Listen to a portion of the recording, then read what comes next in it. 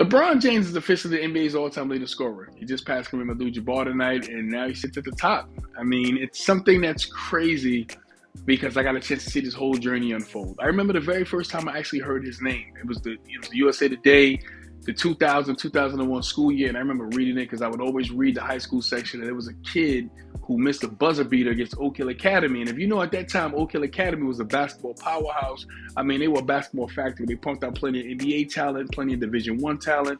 And Oak Hill Academy is number one. They're facing this team from Akron, Ohio. Like, they're struggling with them. It was crazy. He thought it was a one-off, but kept hearing his name. Then he was named the All-American as a sophomore on the first team, something that was unprecedented. And he continued to make history, and he's been making history ever since. I mean, to see the whole thing unfold as a sports fan has been amazing. Like, I always used to envy people who got to see these legends like a Bo Jackson, play his college career and sit there and see someone like that. And I could only watch highlights because I was too young to really catch him in real time. Well, I wasn't too young this time around, and I got a chance to watch him in real time, and I always watched him every chance that I got.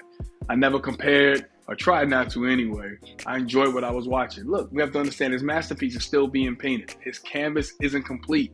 He's still doing a damn thing. I mean, he's out here still giving people the business 20 years later.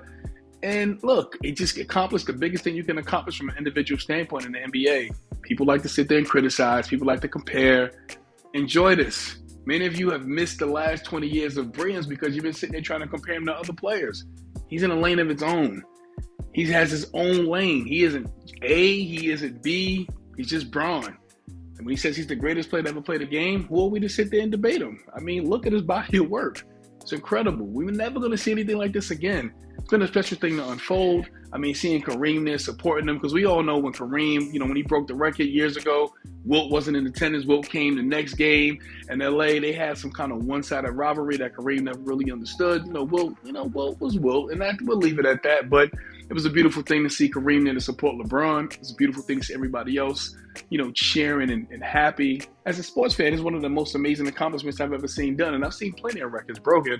But this one is one of the best. This is one stands at the top for me, especially because I'm a basketball fan. And look, you got to pay homage to the dude. I mean, the dude was on the cover of Sports Illustrated when he was 17 years old, lived up to every expectation, surpassed every expectation we may have put on him. Never got in a wink of trouble, especially in the social media era. I mean, we're never going to see something like this again.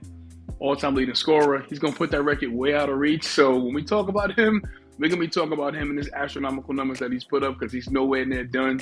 It's been an amazing ride. Let's enjoy what's left of it. Let's appreciate him, y'all. Because when this is over with, we ain't going to get him back. He's done. Salute the